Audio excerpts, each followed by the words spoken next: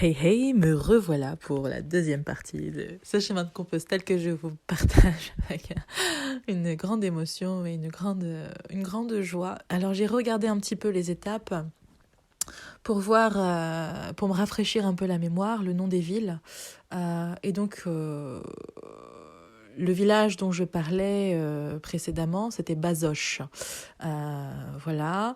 Et donc ensuite j'ai rencontré Arnaud et Huberta, et nos au revoir ont été des hugs juste magnifiques. Et je suis repartie sur le chemin des Compostelles, seule. Les autres étaient déjà partis. Je crois que je suis partie la dernière ce jour-là. J'avais vraiment besoin, comme j'alternais justement, je suis partie avec ma tante sur le dos parce que je voulais avoir la liberté quelque part de ne pas dépendre d'un gîte ou de faire tant de kilomètres par jour pour accéder à ce gîte-là et de tout calculer à l'avance. Je voulais vraiment me laisser porter par l'aventure. Et donc le fait d'avoir ma tante avec moi, ma tante T-E-N-T-E, ça m'a permis de pouvoir dormir où je voulais. Donc je voyais un petit morceau, une petite parcelle de champ, voilà, j'ai installé ma tente pour la nuit, voilà, donc ça me permettait cette liberté justement de mouvement, de rester un peu plus, un peu moins, de pouvoir choisir entre la tente et le gîte. Et donc, voilà, donc je repars, et donc je repars seule, enfin en ma présence, en ma compagnie. Euh, et donc voilà, et puis je marche, je sais pas, 1 ou 2 heures, et au loin, je revois Mathias, Massia, je crois qu'il disait Massia, qui est assis sur une table de pique-nique et qui grignote des chips. Et du coup, je le retrouve et on commence à discuter, et voilà. Et du coup, on fait un bon bout de chemin ensemble. On va jusqu'à Corbigny. À Corbigny, Massia avait réservé une chambre d'hôtel qui était un peu excentrée d'ailleurs. Et puis, en allant à la mairie pour quelque part tamponner nos crédentials à chaque ville-étape, la dame de la mairie nous parle d'un gîte. En fait, c'est une maison de maître qui appartient désormais à la mairie. Et en fait, c'est un gîte qui est, je crois que c'est 14 € la nuit. Enfin, c'est dérisoire pour les pèlerins de Saint-Jacques-de-Compostelle. Donc, il faut avoir la crédentiale justement pour profiter justement de cet espace. Et il se trouve que cette nuit-là, j'étais toute seule dans le gîte. Donc, encore une fois, j'ai eu le gîte pour moi toute seule. Le soir, j'ai invité Massia pour un repas, pour partager ensemble un repas et voilà, et discuter. Et puis il est retourné justement dans son hôtel, et puis moi je suis restée dans ce gîte. Et puis voilà, après une bonne nuit de sommeil, on s'est donné rendez-vous le lendemain. On est parti chercher un petit déj à la boulangerie, et puis on a repris la route ensemble. Et donc je crois que c'est la première fois que je marchais avec quelqu'un, voilà, depuis que j'avais commencé le chemin. Et donc avec Massia, donc on fait un morceau de chemin ensemble. On arrive dans un autre gîte dont je n'ai plus le nom. Et là, je rencontre Boris, Mathieu et Dominique, il me semble. Alors Dominique, c'était un retraité à peu près qui avait 65 ans, quelque chose comme ça. Moi, je n'étais plus avec Massia à ce moment-là. On s'était séparés. Enfin, moi, j'ai besoin de marcher seule régulièrement. Donc, j'aime la présence de l'autre, et puis j'aime aussi être seule. Et donc voilà, nos chemins s'étaient quittés. Et donc j'ai rencontré du coup Mathieu, si je me souviens bien, qui était avocat d'affaires au Luxembourg. Boris, alors Boris, c'est trop marrant parce que Boris, alors il était chef de chantier. Boris, il avait à peu près la quarantaine. Peut-être un peu moins, Mathieu aussi, un peu moins de la quarantaine, et Boris habitait dans l'Essonne, tout près de la ville dans laquelle j'ai grandi en fait. C'est une ville limitrophe, quoi, juste à côté de la ville de mes parents. Et donc voilà, on a beaucoup discuté, on a beaucoup ri. Il se trouve que ce jour-là, c'était l'anniversaire de Mathieu. Et du coup, on a fêté l'anniversaire de Mathieu dans un endroit qui faisait restaurant, mais aussi hôtel. Je me rappelle que celui qui est le patron, c'était un ancien forain. Donc de temps en temps, il prenait le micro et il nous faisait des trucs comme si on allait monter dans un manège. Attention, c'est parti, ça va commencer. C'est des trucs mais complètement délurés, mais on a adoré ça. Et, et du coup, et du coup, donc voilà, c'était le soir, c'était l'anniversaire de Mathieu. Donc on a souhaité, enfin voilà, on a eu ce gâteau pour célébrer justement cet anniversaire.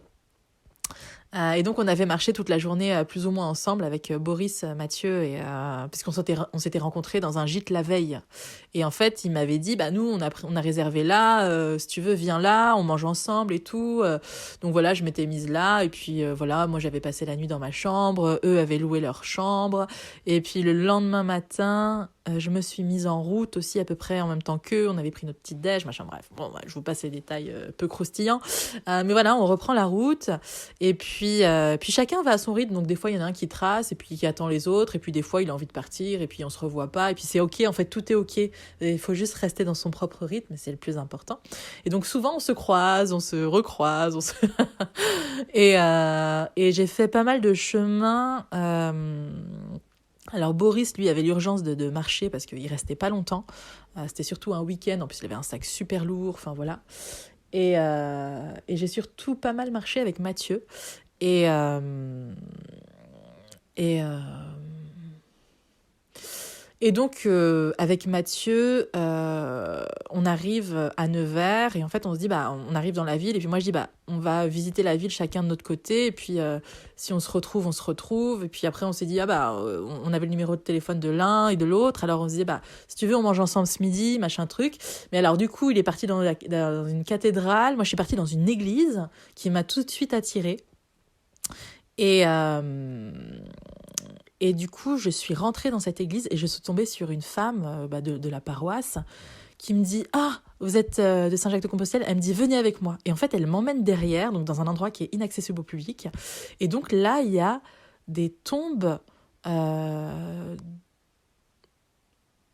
de mérovingiens ou de carolingiens, je me rappelle plus du tout, je pourrais plus vous dire du tout, sachant que moi la chronologie dans l'histoire c'est pas du tout quelque chose qui est évident pour moi, c'est pas du tout un point fort, ne me parlez ni d'histoire, de chronologie dans le temps et de géographie parce que là vous me perdez tout de suite, mais voilà, il y avait des tombes du coup qui n'étaient pas accessibles au public et en fait elle m'a ressorti un sceau qui date je crois du XIe siècle, donc qui est un peu abîmé, et en fait elle me dit vous êtes la première personne qui a ce tampon sur cette crédentiale.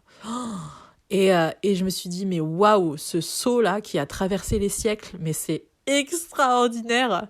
Et du coup voilà, je fais mon chemin, je me recueille dans cette église qui est je trouve assez atypique, enfin je lui trouve une énergie que j'ai jamais ressentie dans une église.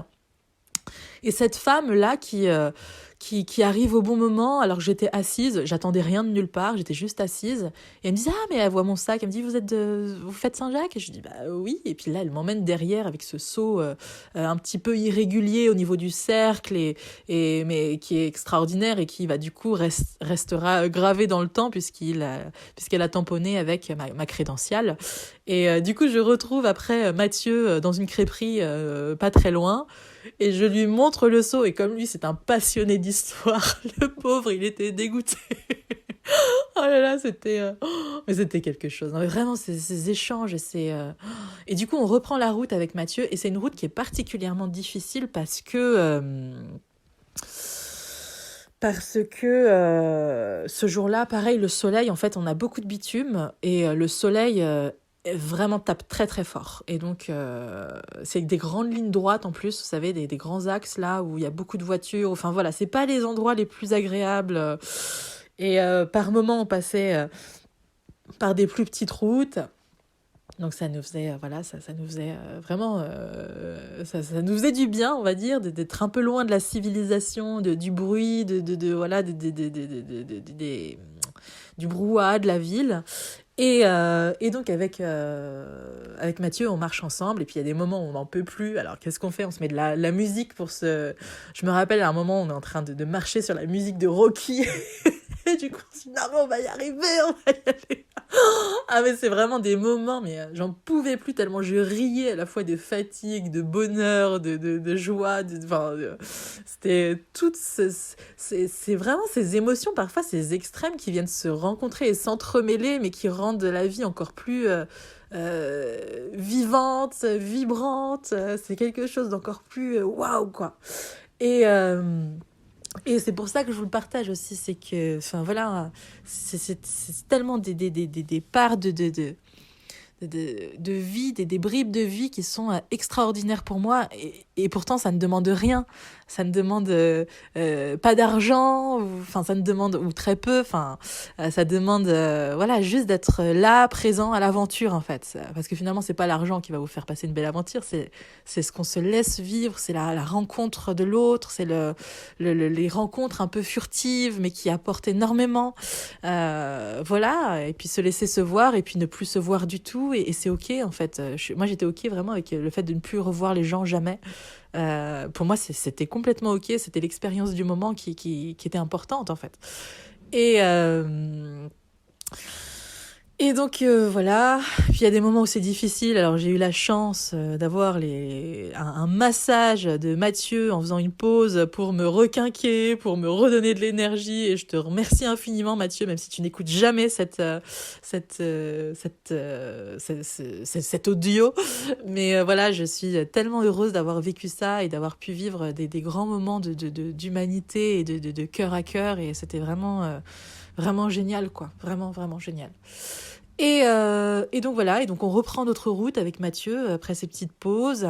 Moi, j'ai toujours de quoi faire du café parce que j'ai mon réchaud et ma popote, et donc à faire bouillir de l'eau et puis à mettre, voilà, à boire son café de temps en temps quand l'envie se présente, en fait. Donc voilà.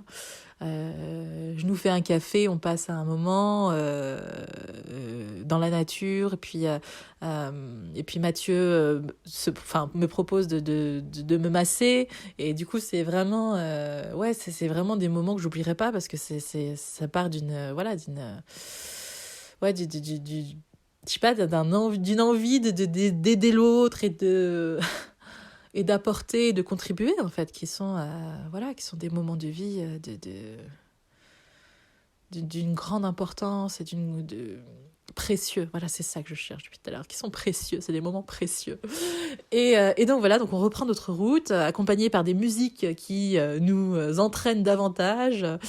Et puis à un moment donné, nos chemins se séparent parce que, alors moi, je n'ai nulle part où dormir. En fait, comme je ne prévois pas à l'avance, j'ai ma tente, donc je peux me mettre n'importe où.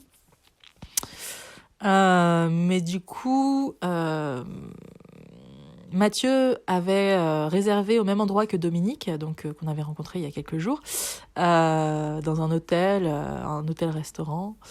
D'ailleurs, qui moi ne m'attirait pas du tout, donc j'y suis pas du tout allée. J'avais pas du tout ce que je ressentais de l'endroit. Et en fait, j'ai rencontré la mairesse du village en question, qui est venue me chercher en voiture. Je sais plus comment ça s'est passé. Quelqu'un nous a dit, ou quelqu'un a appelé le maire, la mairesse ou Madame le maire pour nous. J'ai eu un numéro de téléphone. Je sais plus exactement comment ça s'est passé, mais j'ai atterri dans la voiture de la mairesse. Et en fait, elle m'a ouvert les vestiaires du gymnase. Et elle me dit, on le fait de temps en temps. Elle m'a ouvert les vestiaires du gymnase, et en fait, elle m'a donné les clés pour que je passe la nuit là. Voilà, c'est ce qu'elle me proposait. Donc c'était vraiment très gentil. Moi, j'ai toujours un matelas puisque je dors dans ma tente. J'ai un matelas, voilà, que je gonfle. Et donc, j'ai dormi sur ce matelas, mais dans cet endroit où j'ai pu prendre une douche, enfin voilà, où tout est plus accessible, où il y a l'eau, il y a voilà les WC. Enfin voilà, en fait, quand on vit cette aventure, c'est du luxe, hein, quand on connecte à ces espaces-là. Donc, j'ai dormi dans un vestiaire, et c'était voilà, c'était vraiment de la sympathie, de l'amour, le lendemain matin. Donc j'ai retrouvé Mathieu, puis il y avait une église romane magnifique, mais vraiment magnifique. Mais je crois que elle m'avait emmenée, la mairesse, mais oui, mais c'est ça, non, mais vous vous rendez compte à quel point c'est beau. La mairesse m'a emmenée au gymnase, là, au vestiaire en question. Et le lendemain, elle m'a redonné rendez-vous pour me pour m'emmener à nouveau, enfin pour me ramener là où elle m'avait prise la veille, pour que je puisse reprendre mon chemin exactement où je l'ai laissé la veille. Et du coup, j'avais trouvé ça magnifique parce qu'elle m'avait raconté plein d'histoires je crois que c'est de sa famille, qu'à la base c'était une femme française qui avait épousé un Américain et voilà, ils étaient restés en France. Enfin voilà, j'avais écouté toute une histoire un pan de vie qu'elle m'avait partagé à ce moment-là. C'était absolument... Moi, j'adore quand les gens me racontent leurs histoires d'amour, D'ailleurs, je pense que je vais peut-être proposer ça à l'avenir, d'aller rencontrer des personnes et de proposer de partager ces moments de vie, les moments qu'elles ont vécus, qui sont gravés en elles. Notamment, je parle des personnes âgées qui ont déjà vécu une grande histoire de vie. Et... euh, et pourquoi pas vous les partager sur cette chaîne, parce qu'il n'y a rien de plus beau que des moments d'authenticité, de vie et d'humanité, comme j'aime les appeler. Et donc voilà, et donc cette femme me redépose à l'endroit où je vais retrouver du coup Mathieu, et puis on s'aventure, on visite cette église romane. Au fur et à mesure que je vous parle, là j'ai toutes les espaces qui reviennent, des trucs que j'avais oubliés. Et du coup voilà, euh, on... On se retrouve avec Mathieu, puis on va visiter cette église romane qui est magnifique, mais avec une crypte extraordinaire. Je me rappelle plus du nom de la ville, mais voilà, je me rappelle que c'était extraordinaire. Et du coup, on marche, et puis à un moment donné, moi j'ai envie de retrouver ma solitude, et du coup j'en ai besoin, et du coup voilà, je dis au revoir à Mathieu. Et chacun retrouve sa route. Mais il faut savoir que on s'est retrouvés plusieurs fois avant ce moment-là. On s'est retrouvés plusieurs fois où on s'est lâché, on s'est retrouvés avec Dominique et Mathieu et on se retrouvait, voilà. Même si on s'entreapercevait de loin, voilà, on se reconnaissait les uns les autres. Et c'était chouette aussi de marcher en étant seul, mais tout en se disant que les autres sont là quelque part. Enfin, j'aimais bien moi cet état-là, en fait, ce ressenti-là. Et du coup, voilà, je me décide à marcher seule et donc j'arrive dans une ville et là je sens aussi que je suis fatiguée et j'ai une petite voix en moi qui me dit va dans la boulangerie. Et moi je dis mais non, la flemme, mais genre la flemme. Mais à un moment donné, si tu vas pas demander où tu peux planter ta tente ou où tu peux dormir, ta flemme elle t'emmène nulle part. Et donc je reste devant la boulangerie et il y a une part de moi qui dit rentre dans cette boulangerie, putain. Vous savez, quand vous faites votre non, je veux pas y aller, j'étais un peu comme ça intérieurement, quoi. Et cette voix, elle dit non, mais rentre dans cette boulangerie, tu vas voir, rentre dans la boulangerie. Et moi, il y avait mon mental qui me disait non, mais n'importe quoi, tu vas jamais trouver dans une boulangerie, on va jamais te dire. Ok, d'accord. Et donc, je rentre dans la boulangerie. Bonjour, excusez-moi, vous savez où je peux planter ma tente? Un endroit où il y a de la verdure, la nature, de l'eau si possible. Et en fait, il m'indique le mec super sympa qui m'indique un espace, enfin un chemin qui a 300, 400 mètres, quoi. Et donc, je vais de ce côté-là. Et là, je tombe devant une rivière magnifique. Il y a des arbres en plus qui me cachent. Donc, il y a un chemin, mais je suis un peu... il y a une espèce de bosquet qui, quelque part, me protège du chemin où je suis un peu voilà, protégée dans ma bulle, dans mon cocon. Donc, super endroit. D'ailleurs, j'avais fait une vidéo, je me rappelle, je partageais un peu sur Facebook à l'époque, mais quelques réels juste de paysages pour que les gens puissent connecter à l'énergie de ce que je vis et la beauté du paysage. Et voilà, il y a eu des moments de connexion avec le soleil, les paysages, c'était juste, tout parlait, tout était vivant. Et ah ouais, tiens, ça me fait penser à un truc. J'ai bien fait de faire cet enregistrement parce que ça me permet de rien oublier. Ok, alors du coup, alors je me pose et je vais à la recherche d'eau courante et je vois quelqu'un qui est dans son jardin en train de jardiner. Et puis j'ai mes bouteilles avec moi, j'ai 2 bouteilles d'eau vides. Et du coup, je demande à la personne si elle peut me les remplir. Et j'en avais une vide et une pleine, voilà, mais je voulais faire le plein. Et je demande à la personne qui jardine si elle peut me remplir la bouteille. Et en fait, plutôt que de me remplir une bouteille, l'homme en question, donc cet homme, me ramène une bouteille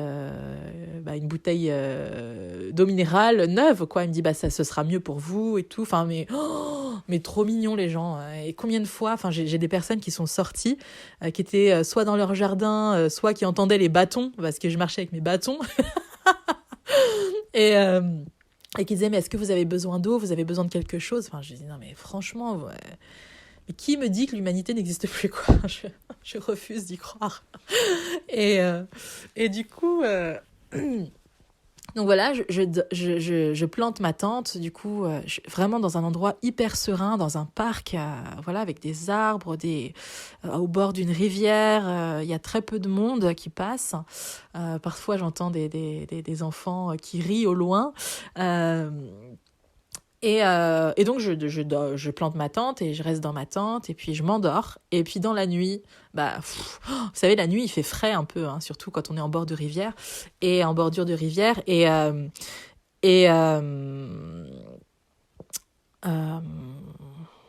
à un moment donné, bon, donc vous êtes dans votre duvet, donc je suis dans mon duvet et j'ai une envie pressante, quoi, parce qu'avec toute l'eau que j'ai ingurgitée, il fallait que j'aille éliminer ça. Et du coup, je suis ah putain, faut que je sorte de la tente, faut que je sorte du duvet. Non, non, non, parce que c'est tout un truc, hein, parce que il faut sortir du duvet. Trouver les chaussures. Moi, j'avais une paire de tongs que je mettais quand j'étais, voilà, que je n'avais pas toujours mes chaussures, voilà. Et donc, faut trouver les tongs, faut ouvrir la tente, fermer la tente pour les moustiques, machin, et sortir. Il faut trouver de quoi aussi, le papier et tout ça. Hein, moi, je mettais ça dans des petits sacs poubelles pour ne pas, quelque part, polluer les lieux. D'ailleurs, très intéressant, si vous partez en itinérance, en randonnée, et qu'il n'y a pas de poubelle autour de vous, ce que je fais personnellement, c'est, vous savez, les petits sacs pour ramasser les crottes, ça s'achète. Moi, j'avais acheté les miens chez Action à 1 €, des petits rouleaux de sacs pour ramasser les crottes. Et ça, moi, je mettais mes déchets des sopalins ou des mouchoirs, ou même quand vous allez aux toilettes, vous mettez ça là-dedans, vous l'enfermez, vous remettez dans un autre sac, machin. Enfin voilà, c'est hyper, ça évite de polluer en fait. C'est vraiment une idée ça prend très peu de poids. Enfin, parce que c'est vrai que quand on part en itinérance, il faut que le sac soit le plus léger possible.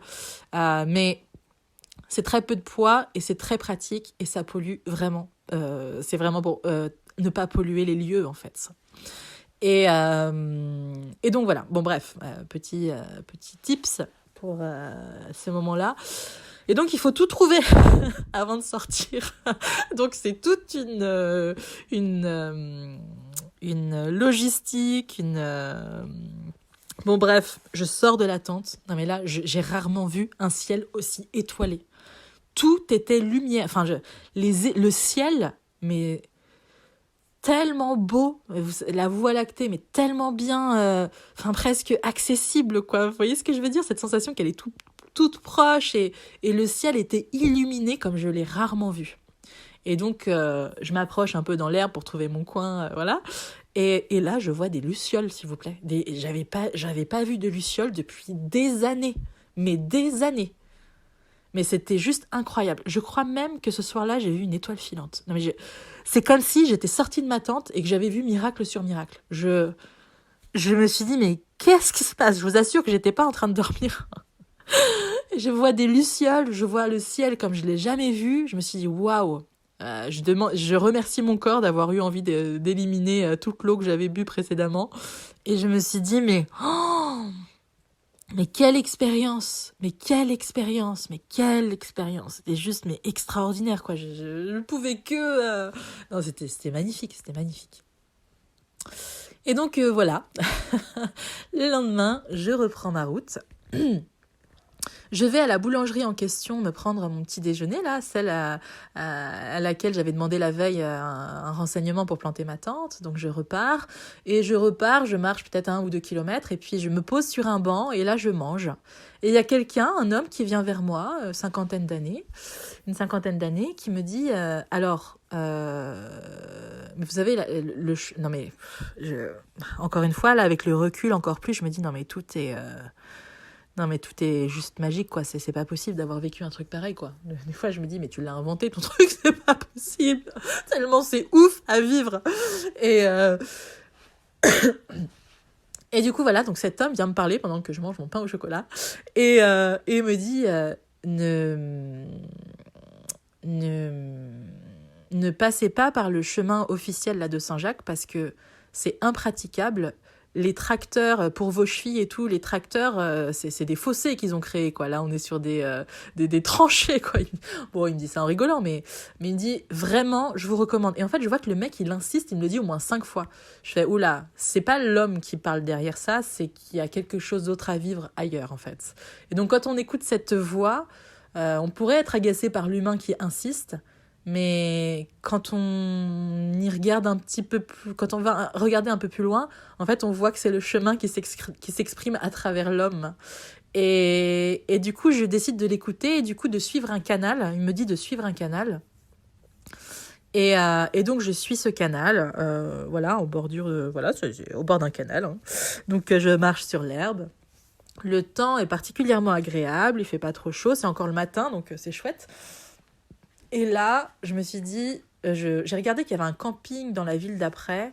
Je crois que c'est Saint-Armand-l'Amouron. Bon, un truc comme ça, hein, Saint-Armand-l'Amouron. Bref, je sais plus. Et donc, je vais... donc, je prends ce chemin vers ce canal-là. Et au loin, je vois un monsieur avec les cheveux tout ébouriffés. Je sens que c'est un personnage atypique. J'aime les personnages atypiques. Donc un monsieur qui a 65 ans, quelque chose comme ça. Et donc on commence à discuter et tout. Et moi je rêvais d'une machine à laver, quoi. Donc j'avais hâte d'arriver au camping juste pour laver mon linge parce que on a beau laver à la main au savon et tout ça, à un moment donné on a vraiment envie en tout cas moi j'avais vraiment envie d'une machine à laver, voilà, de ce confort-là en fait. Il y a des moments où on a envie d'un certain confort. Et donc, il y a juste à s'écouter dans ces moments-là. Et donc, je suis sur ce chemin, je vois cet homme au loin et on commence à discuter et tout ça. Et je lui dis, bah, j'ai hâte d'arriver au camping parce que j'ai besoin de faire une machine. J'ai vraiment très envie de faire une machine. Là, ça fait au moins 3-4 jours que j'ai pas pu faire de machine. Et parce que de temps en temps, quand on va dans des gîtes, en fait, il y a des machines à laver, donc on peut laver aussi notre linge, voilà. Mais quand ça fait 3-4 jours et qu'on lave uniquement le linge à la main, alors on a beau avoir du savon et tout ça, mais à un moment donné, voilà. En tout cas, moi, j'aime avoir ce confort-là. Après, c'est propre à chacun, il n'y a pas de règle. Et donc, je discute avec lui et tout, et donc je lui dis, voilà, je vais avoir besoin de me reposer et tout. Il me dit, mais venez à la maison parce que j'habite pas très loin. Et donc, on marche à peu près 1 kilomètre et en fait, on discute et il est hypnothérapeute, magnétiseur. Tommaso, il s'appelle, il est italien. Et du coup, il a une super jolie maison en pierre, mais vraiment magnifique. Vous savez, vraiment les maisons avec du charme, quoi, et du caractère, avec des fenêtres avec une forme atypique. C'était très joli, c'était très mignon, avec une piscine. Enfin voilà, le lieu est vraiment très agréable, très accueillant. Et du coup, voilà, donc je discute là avec Tommaso. Et puis Tommaso avait une histoire de vie qui faisait que il venait de se séparer, donc c'était pas évident pour lui à ce moment-là. Et du coup, voilà, comme moi j'avais envie aussi de donner quelque part, bon, je l'ai aidé un peu à nettoyer sa piscine, à nettoyer d'autres choses et tout. C'était une belle dynamique relationnelle. Et puis à un moment donné, il m'a invité dans une crêperie à Saint-Mourant-l'Amour, je sais plus. Saint-Armand-l'Amour, je sais plus. Bref, les noms, c'est pas trop mon truc. Et du coup, voilà. Et puis, moi, je suis restée 3 jours chez lui. Donc, j'avais fait ma machine et tout ça. Et puis, j'ai pris le temps de me reposer aussi. Je sentais que j'avais besoin de revenir un peu à ma présence, de faire une sieste et tout ça. Et donc, je suis restée un peu... voilà, je suis restée 3 jours. Et un des soirs, il y avait un concert. Un soir, oui, où je suis restée chez lui. Et là, il y avait un concert. D'ailleurs, j'avais rencontré sa fille Julie, avec qui on avait beaucoup discuté aussi. C'était très sympa. Et du coup...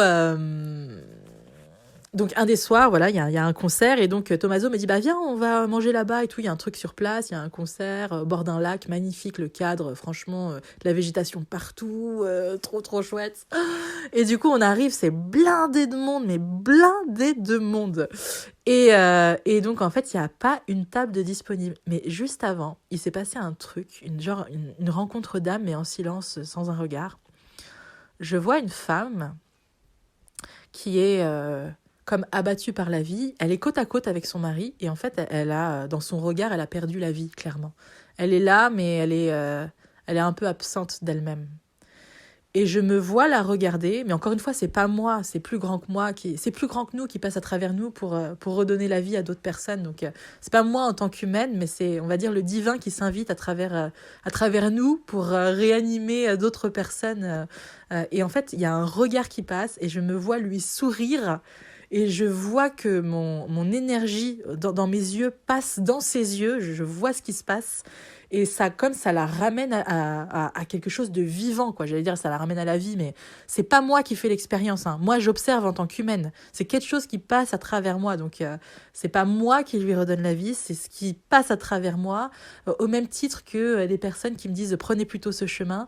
Voilà, donc voilà, l'expérience, ce n'est pas moi qui l'ai créée, elle s'est créée à travers moi et c'est très différent.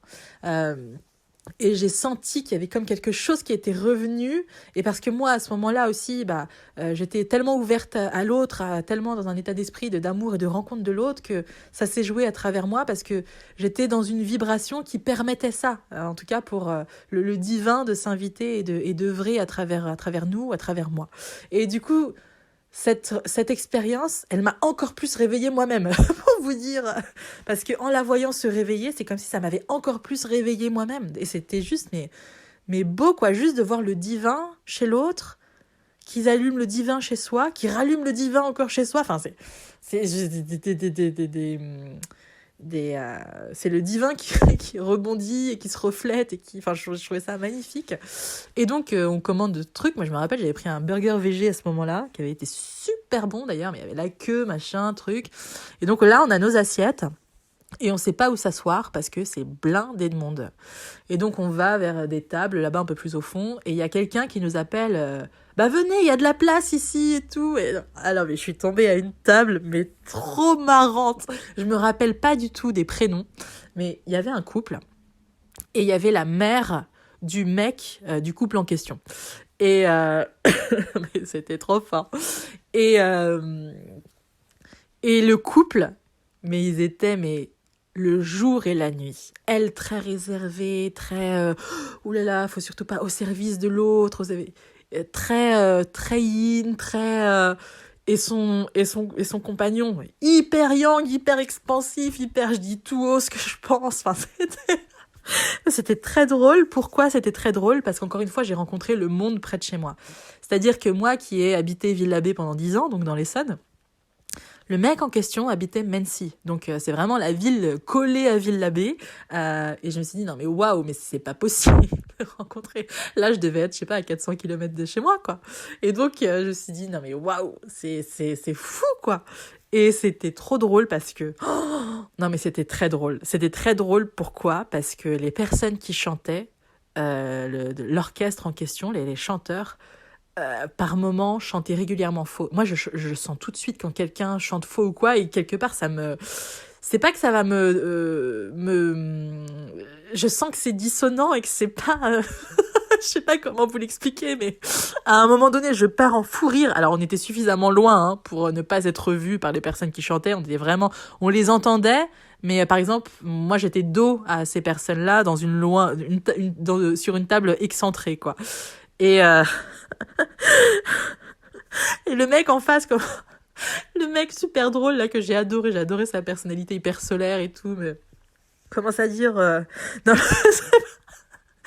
commence à dire non mais là c'est pas possible. C'est pas possible. Et c'était trop marrant parce que une fois que l'orchestre en question avait terminé une chanson, c'était le premier à dire ouais, bravo, bravo.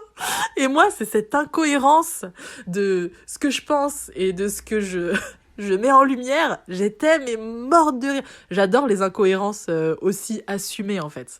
Et cette incohérence-là complètement assumée, genre mais qu'est-ce qu'ils font? Mais c'est pas possible. Et à la fois, ouais, bravo à chaque chanson qui se termine, je me disais mais c'est extraordinaire. Et j'adorais ce côté, cette espèce d'ambivalence, mais complètement assumée en fait. Enfin bref, voilà, et on a passé une super soirée avec eux, ils ont partagé le dessert avec nous, enfin... leur dessert avec nous. Ils étaient franchement le cœur sur la main. Ils ont partagé aussi du vin avec nous. Enfin, franchement, c'était extraordinaire, quoi. Waouh, mais c'était une rencontre extraordinaire, vibrante, comme toutes celles que j'ai vécues. Et donc, voilà. Donc, j'ai passé quelques temps aussi, quelques jours, donc 3 jours chez Tommaso. Je me suis baignée, voilà, dans sa piscine. J'ai pris le temps de me reposer. J'ai pris le temps de beaucoup échanger avec lui, de rencontrer sa fille aussi. Enfin, voilà. Et donc après, je suis repartie. Et donc, alors attendez, maintenant, il faut que je retrouve... parce que là, j'ai comme une absence, un peu Alors, il n'a pas dû y avoir des rencontres extraordinaires parce que c'est au gré des rencontres que je me rappelle des gens. Dans cette grande ville-là. Ah si, j'avais rencontré une femme autour d'une église, parce que moi j'adore visiter les églises, partout où je vais, encore une fois, il faut que je connecte à leur silence, à leur énergie, ce qui émane. Et en fait, on s'est retrouvés toutes les deux devant la porte d'une église qui était fermée, au même moment. Et mais c'est dommage, elle venait de la région parisienne, et en fait on a commencé à parler du transgénérationnel, et je sais même pas comment c'est venu, mais encore une fois, c'est, voilà. On a commencé à parler de transgénérationnel, à des trucs, et puis j'ai commencé à discuter avec elle, et puis elle a commencé à me dire des trucs, et puis je commençais à l'orienter sur un livre, et puis machin truc, et puis voilà. Et puis finalement, voilà, et puis on s'est recroisés à un moment donné dans la journée, vite fait, mais voilà. C'était juste des rencontres très furtives, mais vraiment très intéressantes, quoi. Et donc je reprends ma route. Et là, j'arrive dans un endroit où il y a un camion de pizza sur une grande place, et puis il y a 3 personnes qui commandent. 2 personnes ensemble et une personne qui fait la queue derrière. Et puis je vais voir justement du côté du camion à pizza, et je demande s'il n'y a pas un coin où planter sa tente, où il y aurait un point d'eau. Et en fait, c'est le maire du village, encore une fois, qui était en train de... ça fait 2 fois que je tombe sur le maire de village. Bon, en même temps, des petits villages comme ça, il n'y a pas non plus 1 milliard d'habitants, donc la probabilité pour croiser le maire est quand même beaucoup plus importante que dans une ville comme Paris. Mais... donc voilà, je passe par... voilà, donc je pose la question à la dame qui tient le camion de pizza.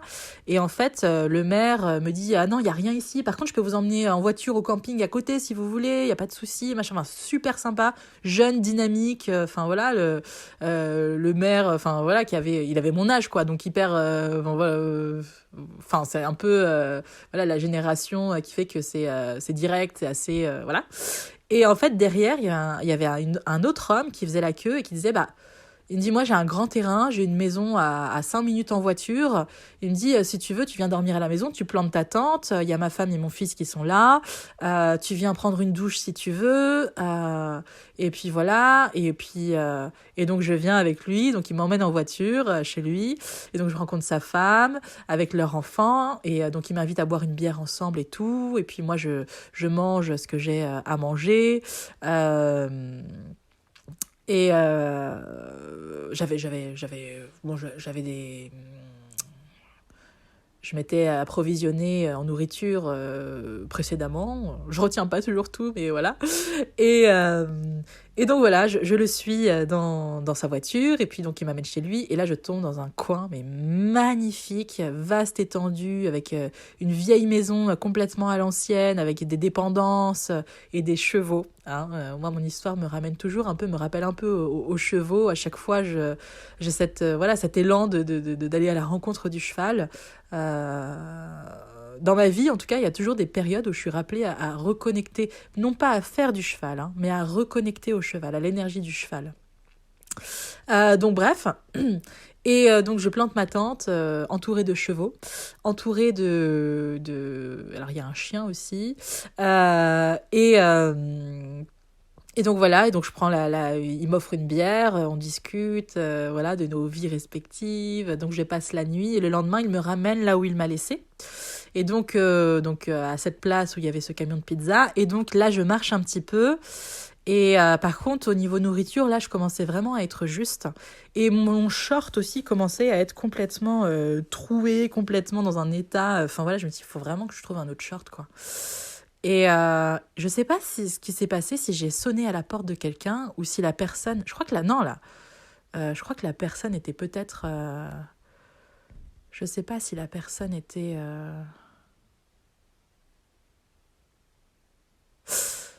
bon, je sais plus le détail, mais je rencontre un monsieur et je lui demande où est la prochaine épicerie. Il me dit, bah, là où vous allez, sur le chemin de Saint-Jacques-de-Compostelle, ça va être compliqué parce que l'épicerie, elle est fermée ce jour-là. Et donc, il n'y aura pas d'épicerie là-bas. Je fais, ok, d'accord, ok, d'accord.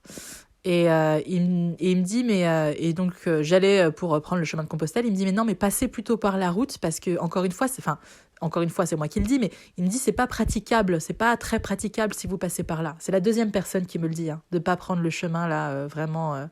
Il me dit, vous devriez passer par la route. Et ce jour-là, j'étais vraiment fatiguée. Je sentais que voilà, j'étais plus. Il y a des jours où je me réveillais, où j'étais plus fatiguée que d'autres. Et donc j'avançais, mais j'étais un peu. J'étais pas portée là par le chemin. Clairement, c'est le mental qui était revenu. Et donc j'avance. Et en fait, c'est ce même monsieur, pas celui chez qui j'ai dormi, hein, mais cet autre monsieur que j'ai croisé en sortant du village, qui m'a dit que l'épicerie d'après, du village d'après serait fermée, qui me dit, bah, si vous voulez, je vous emmène, il y a un grand magasin, ça sort un peu du chemin, mais je vous ramènerai là où vous devez aller. Et du coup, il m'emmène dans ce magasin. Et donc, c'était un grand magasin, hein, c'était pas une épicerie, on était sur un supermarché. Et là, je trouve un short, nickel, tout ce qu'il me faut. Chose que je n'aurais pas trouvé dans la petite épicerie de village. Hein. Et, euh, et du coup, je prends mon short, je me réapprovisionne en nourriture. Et voilà, et le monsieur me ramène exactement là où je devais aller. Et il se trouve que l'épicerie du village était finalement ouverte, mais j'aurais jamais eu de short dans cette épicerie-là. Et donc, en fait, tout est parfait. Vraiment, la générosité des gens. La personne n'avait pas à aller dans ce supermarché. Hein. Il m'a attendu dans sa voiture. Donc, c'est pour vous dire qu'il l'a fait juste pour m'aider. Lui n'avait aucun intérêt à... Il n'est pas descendu faire de courses, donc enfin voilà, c'est pour vous dire la beauté aussi des gens, la beauté de ce qu'ils offrent et de ce qu'ils apportent. Et pour lui, ça lui a coûté 15 minutes de sa vie, mais quelque part, euh, ça lui a offert aussi une expérience de rencontrer quelqu'un qu'il ne connaît pas. Et quand on se laisse vivre les choses dans les deux sens, être à la fois la personne qui apporte et à la fois celle qui reçoit, et à combien aussi on apporte, on est deux à apporter, on est aussi deux à recevoir dans l'expérience. Donc c'est juste des échanges qui nous apportent, qui nous réveillent quelque part, qui nous éveillent à d'autres choses. Et donc je retourne dans cette ville en question, et donc là je tombe sur un gîte, et dans ce gîte, j'ai envie de dormir en gîte parce que je suis fatiguée. Voilà, encore une fois, c'est cette journée, pourtant j'ai pas énormément marché, hein, mais je suis fatiguée parce que beaucoup de journées où il y a eu beaucoup de chaleur, et du coup c'est un peu l'accumulation. Même si j'ai pu me reposer 3 jours avant, donc c'était il y a encore 3 jours chez Tommaso, mais là j'ai envie de me reposer, d'être dans un gîte, et donc j'appelle la dame du gîte en question, donc elle vient m'ouvrir, et je suis la première à arriver. Et donc je prends la chambre, il y a une chambre en bas, et puis là-haut il y a un dortoir en fait. Et donc je prends la chambre en bas, et encore une fois j'ai mon espace pour moi. Et donc, il y a une autre personne qui est là. Et il y a Mathieu aussi qui était là. Il y a Mathieu qui était dans ce gîte-là. Mais voilà, mais j'avais complètement zappé. Mathieu était dans ce gîte-là. Mais à un moment donné, je sentais que nos énergies ne résonnaient plus. Et pour moi, c'était un peu compliqué de revenir vers lui. Je me sentais plus dans l'ouverture à ce moment-là. Ça veut pas dire que ce sera pas le cas maintenant, mais que là, mon âme n'avait pas envie de connecter. Donc, je suis très à l'écoute de ça. Et il y avait un autre homme qui, lui, faisait Saint-Jacques à vélo. Et donc, on est parti boire une bière ensemble, en fait. Et donc on part boire une bière ensemble, donc on discute, surtout lui parce qu'il aimait beaucoup parler, mais c'était très agréable quand même. Et du coup, voilà, on se raconte, mais quelqu'un de très gentil, très, voilà, et souvent vous avez des ouvertures, de vivre des expériences un peu plus intimes sur le chemin, donc bon voilà, les gens proposent, et puis c'est vous qui, qui décidez s'il se passe quelque chose ou pas. Et puis moi j'étais vraiment dans l'optique diabolique, non pas de rentrer dans l'intimité avec quelqu'un, mais de vivre des moments de partage et de vie. Et puis peut-être que dans d'autres circonstances, ça aurait été différent pour moi, mais là, j'étais vraiment, j'avais pas du tout envie de partager l'intimité ou la sexualité avec quelqu'un d'autre. J'étais pas du tout dans cette vibe-là, mais plutôt dans des partages de vie, de rencontres, de ce qu'on a vécu. Et voilà, c'était plus ça qui m'animait en fait, et qui m'anime encore la plupart du temps aujourd'hui. Donc, et et du coup, mais par contre, je ne fais pas de la sexualité quelque chose de diabolique. Hein. C'est juste que j'ai mon propre rapport à la sexualité, et ma manière de vivre la sexualité et le monde qui font que voilà, j'ai certaines... je sens quand c'est le moment, voilà. Pour résumer ça, je sens quand c'est OK, quand mon âme est OK, quand mon âme a envie d'expérimenter, mon corps aussi, et quand c'est pas là, et j'y vais pas, quoi. Et donc, voilà. Qu'est-ce que je peux dire d'autre? Et donc voilà, donc je vais boire ce verre avec cette personne, et puis chacun retourne dans son espace pour dormir. Et, je rigole parce qu'en fait il a fait un bruit monstre, et que en fait le plancher craquait à chaque pas, et il était là-haut et il marchait, et j'avais l'impression qu'il faisait des allers-retours, des trucs, je me disais mais quand est-ce que je vais pouvoir fermer l'œil? Et moi j'étais en dessous, j'étais à l'étage du dessous, donc au rez-de-chaussée, donc c'était bon, voilà, mais bon, c'est des expériences qui sont drôles. Ensuite, je repars. Donc, je dis au revoir à Mathieu cette fois, et parce que moi, je ressentais le besoin de rencontrer d'autres personnes, d'expérimenter. Et j'ai dit au revoir aussi à cette personne dont je ne sais plus le prénom, qui faisait Saint-Jacques à vélo. Et donc, je reprends ma route. Et là, je crois que c'est à ce moment-là que je rencontre Pierre. Est-ce que c'est à ce moment-là? Je pense que oui. Donc Pierre, qui a à peu près 75 ans, qui avait fait déjà une partie du chemin, et qui marchait, lui, depuis 2 jours, parce qu'il avait repris plus loin. Bon, moi, j'avais commencé à Vézelay, mais lui, il avait commencé depuis longtemps, et puis il avait refait une parcelle entre-temps. Donc il avait repris le chemin la veille, là où il l'avait laissé il y a quelques mois ou quelques années, je ne me rappelle plus. Et Pierre avait eu une expérience de vie un petit peu, je pense, difficile, parce qu'il souffrait beaucoup de la solitude. Donc, on a marché peut-être 2 ou 3 jours ensemble. Et donc, on est arrivé à un moment donné à un camping. Et ce camping louait un gîte exprès pour les pèlerins, mais il fallait faire tout le tour du lac qui séparait le camping du gîte. C'était voilà, c'était assez folklore. Et du coup, on avait rencontré au camping, on avait rencontré 2 nanas qui allaient aller au supermarché se réapprovisionner. Et en fait, je me rappelle, avec Pierre, on leur avait demandé si on pouvait se joindre à elle. Non, c'est elle qui nous avait proposé.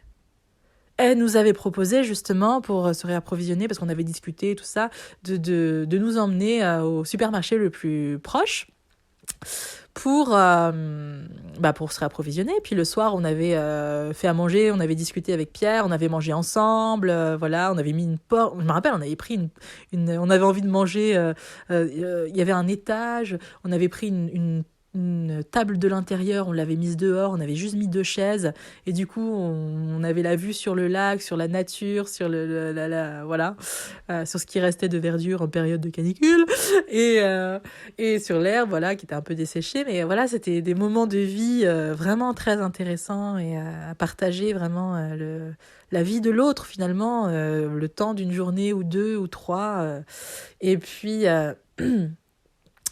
et puis voilà, le lendemain, on reprend notre route. Et puis je sens aussi que, enfin, c'est ça aussi qui est un petit peu...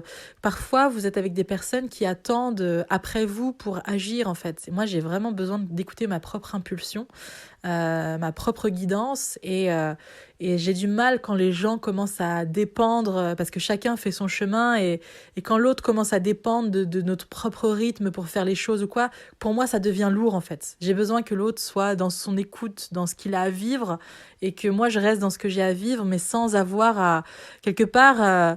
l'autre inconsciemment demande une certaine prise en charge, en fait, et pour moi c'est pas ok, surtout quand je décide de faire une aventure comme ça. Donc on a quelque part vécu on a retrouvé un autre gîte on a rejoint un autre gîte. D'ailleurs, j'avais rencontré le prêtre de la ville avec qui j'avais beaucoup discuté. C'était très drôle d'ailleurs parce que il me parlait de la religion. Alors, je sais que pour lui, c'est la vérité, mais moi, je l'entends comme une vérité parmi les vérités.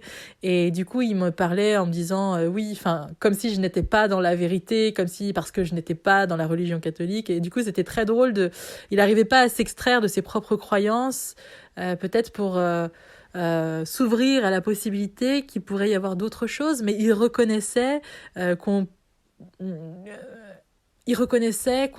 pouvait quelque part accéder à une certaine grâce en dehors de la religion, et du coup il me renvoyait en me disant oui, mais je sens que vous le vivez comme ça, et voilà, mais il le disait avec ses propres mots et puis avec sa propre manière de penser, et c'était un très très bel échange parce que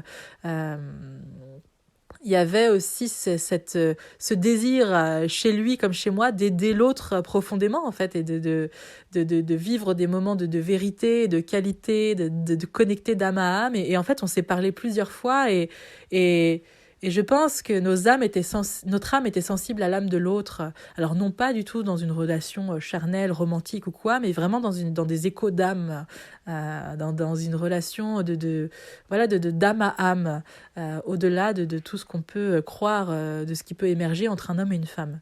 Et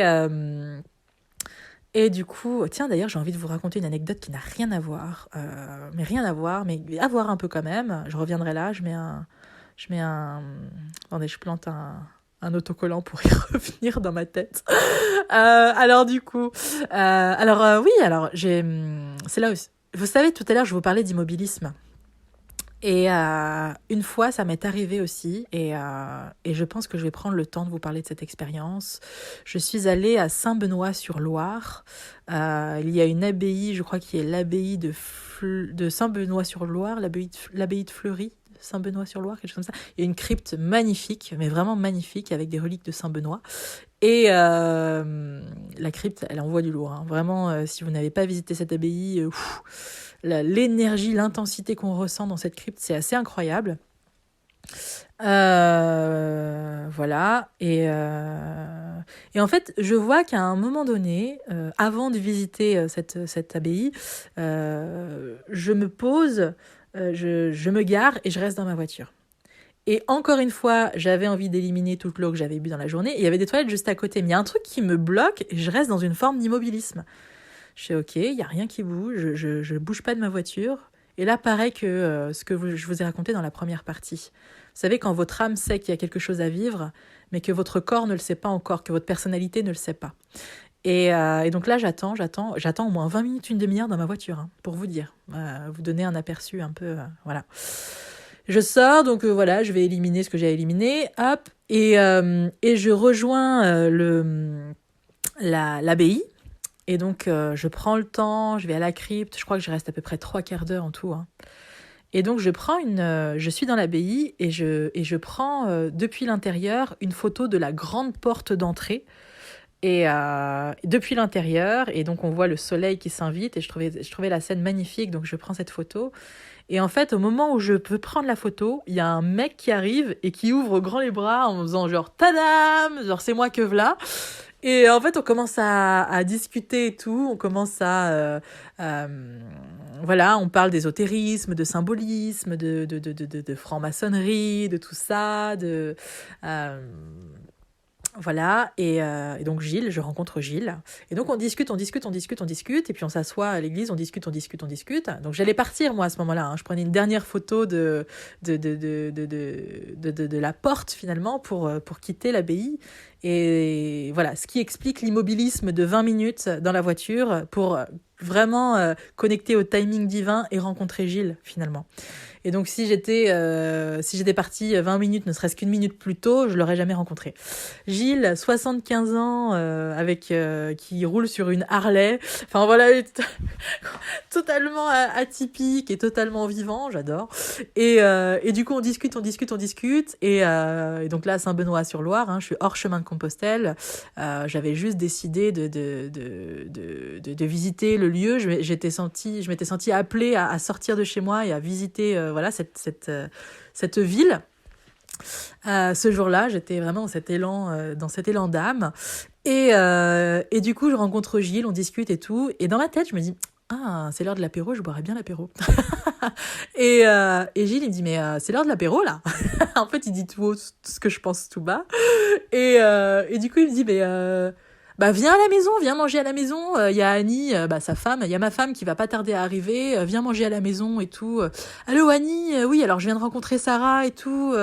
Si ça te dit, bah voilà, elle vient manger à la maison ce soir. Est-ce que tu peux faire quelques courses en rentrant du boulot et tout? Non mais.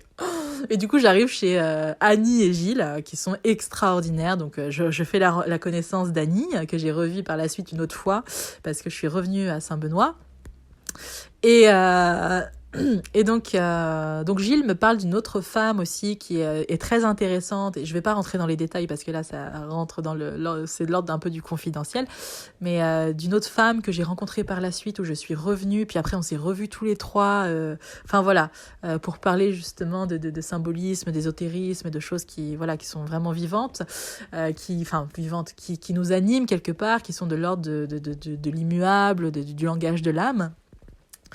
Et du coup voilà, donc je mange chez eux, et puis ils me proposent d'ailleurs de rester passer la nuit si je veux, parce qu'ils ont plusieurs chambres. Alors il faut savoir qu'ils ont racheté la maison d'un artiste qui peignait et qui justement travaillait, qui créait des vitraux.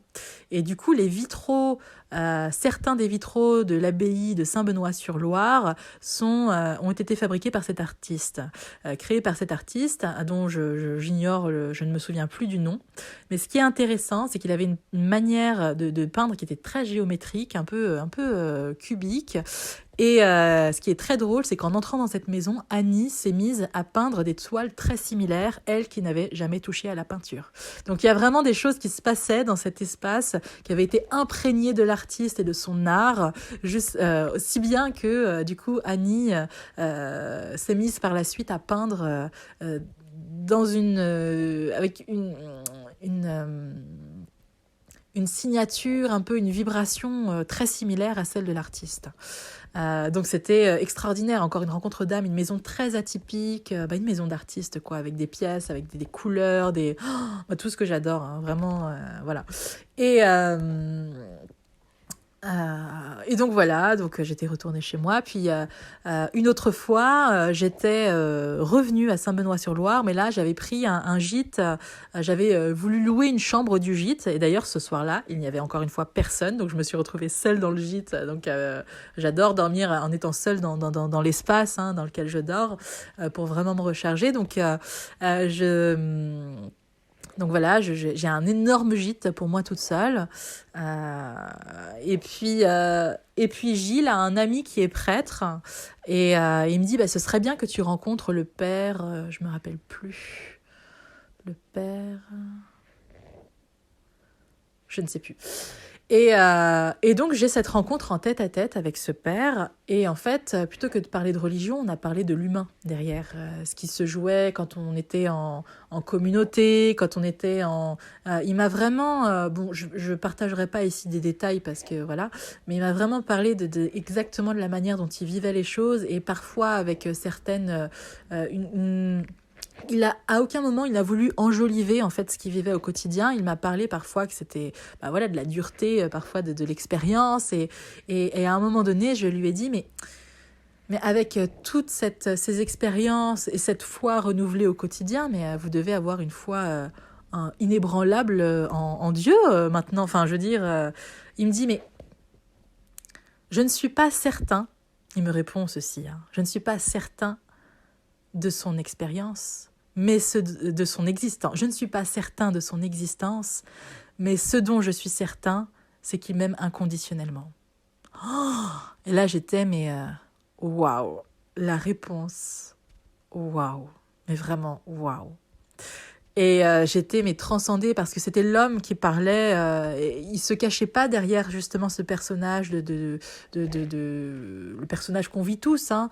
C'était vraiment une rencontre d'âme en dehors de nos masques, du costume qu'on pouvait porter et du choix de vie même qu'on avait fait, quoi. Donc c'était très beau d'authenticité, de véracité, de vérité en fait. Et j'ai été très émue et très touchée qu'il me parle justement de ce qu'il il a commencé par dire mais qu'est-ce que je peux faire pour vous, et moi ce qui m'intéressait c'est de connaître sa vie et de savoir comment il vivait les choses et de le ressentir pleinement, et voilà, et c'est ça qui me rendait riche de l'instant. Et il a accepté justement d'être l'homme devant moi et non d'être celui qui montre la voie ou d'être. Et j'avais adoré ce moment-là, vraiment adoré ce moment-là.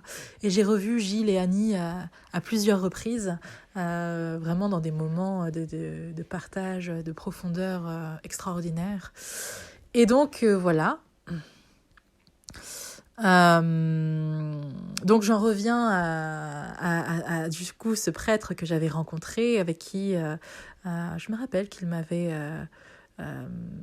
dit vous me faites penser à la cananéenne, voilà, et enfin voilà, bon bref. Et puis là j'avais rencontré aussi dans ce gîte, donc j'étais toujours avec je marchais toujours avec Pierre à ce moment-là, celui qui avait rencontré voilà des difficultés dans sa vie et qui était voilà, qui portait un peu de tristesse, de la solitude et de voilà, je rentrerai pas dans les détails mais voilà. Et du coup dans ce même gîte était déjà présent, enfin, je me rappelle plus des prénoms, mais il y avait déjà 3 personnes qui étaient arrivées, hein, des marcheurs aussi. Et c'est très drôle parce que comment je vais pouvoir raconter ça, de quelle manière, par où je commence. C'est pas que c'est compliqué à raconter, mais c'est juste que chronologiquement, faut que je fasse faut que j'arrive à m'extraire du truc. Donc il y avait 3 personnes qui marchaient ensemble quand on est arrivé, et c'est des personnes qui venaient de Hollande. Et en fait, ce qui est incroyable, c'est que vous savez le gîte dont je vous ai parlé en première partie de Arnaud et Huberta, qui viennent de Hollande eux aussi. Donc ils ont recueilli chez eux une femme qui était partie de Hollande, qui avait fait le chemin seule pour se retrouver. Une femme qui avait, je sais pas moi, je pense qu'on avait à peu près le même âge, à l'époque, ouais, 32 ans, quelque chose comme ça. Aujourd'hui, j'en ai 34. Et du coup, cette femme, du coup, avait logé justement dans le gîte d'Arnaud et d'Huberta. Et c'est très drôle parce que une semaine ou 2 après, il y a un jeune homme qui vient de Hollande aussi, en fait, et qui marchait seul. Et donc, il raconte son histoire à Arnaud et Huberta parce qu'il vient loger aussi dans ce gîte-là de pèlerins qui est l'Esprit du chemin, le nom du gîte. Et du coup, Arnaud et Huberta, qui ont encore le numéro de la femme qui est partie seule, il faut savoir que l'homme et la femme ont à peu près le même âge. Et donc, il rappelle la femme qui faisait son chemin seule, et pour la mettre en contact avec ce jeune homme. Et en fait, lui a beaucoup marché, elle a fait plusieurs pauses pour qu'ils puissent se retrouver à un moment donné au même endroit. Et du coup, après, ils ont commencé à faire le chemin ensemble. Mais ils étaient tous les deux partis depuis la Hollande, hein. Donc, ils arrivaient quand même de loin. Et ils allaient jusqu'à Saint-Jacques-de-Compostelle en une seule fois, d'une traite, quoi. Donc, magnifique, ils se sont rejoints. Et du coup, je les avais rencontrés, vraiment ils étaient hyper... alors lui, il était israélien, mais il vivait en Hollande, et elle, je me rappelle plus. Et du coup, voilà, je les avais rencontrés. Et puis moi, j'avais beaucoup parlé, je me rappelle, avec lui. Puis parce qu'il y avait une rencontre d'âme. L'homme, d'un point de vue charnel, ne m'intéressait pas du tout. Mais la rencontre d'âme, le fait de vibrer, d'échanger ensemble, je me sentais appelée en fait à échanger avec lui.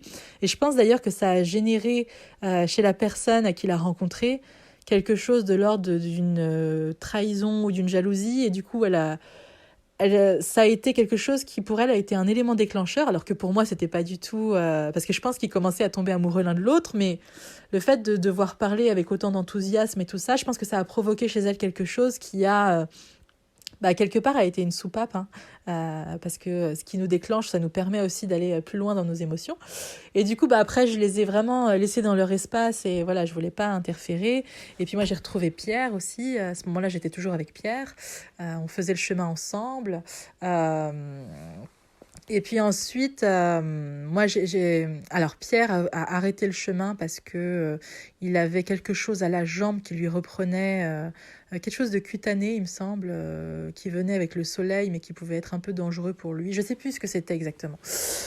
Et donc voilà, mais en tout cas j'étais vraiment transportée par l'histoire de ces deux jeunes Hollandais qui se sont retrouvés sur le chemin sans même se connaître, mais qui ont décidé de faire le chemin ensemble. Enfin, je trouvais que c'était tellement beau, et je pense qu'elle a eu peur justement de faire le chemin seule et que ça a déclenché chez elle. Et à la fois, je pense qu'ils ont pu en parler derrière et qu'ils ont pu pacifier tout ça. Donc voilà, c'est aussi des moments de... C'est pas parce que par notre comportement, parfois, on déclenche l'autre ou qu'on a l'impression qu'on sème le chaos, parce que l'intention initiale, ce n'est pas celle-là, hein. Mais du coup, derrière, ça crée beaucoup plus de clarté, ça nous permet de savoir davantage ce qu'on veut, d'éclaircir la situation, de pacifier des zones un peu, on va dire, qui sont sensibles et vulnérables. Et puis, j'avais trouvé ça beau parce que après, je l'avais senti vraiment apaisée. Enfin, voilà. Et puis, oh là là, il y a plein de trucs. Et donc là, alors là, je suis à La Châtre. La Châtre, voilà, où il y a le musée George Sand, d'ailleurs. Ah, mais je vais vous raconter après. Ah, je vais vous raconter après autre chose, parce que c'est là, ça me vient en plus. Mais à chaque fois, je me dis, c'est fini, j'ai plus d'autres anecdotes. Puis après, sur le chemin, ça se remet. Et donc, voilà.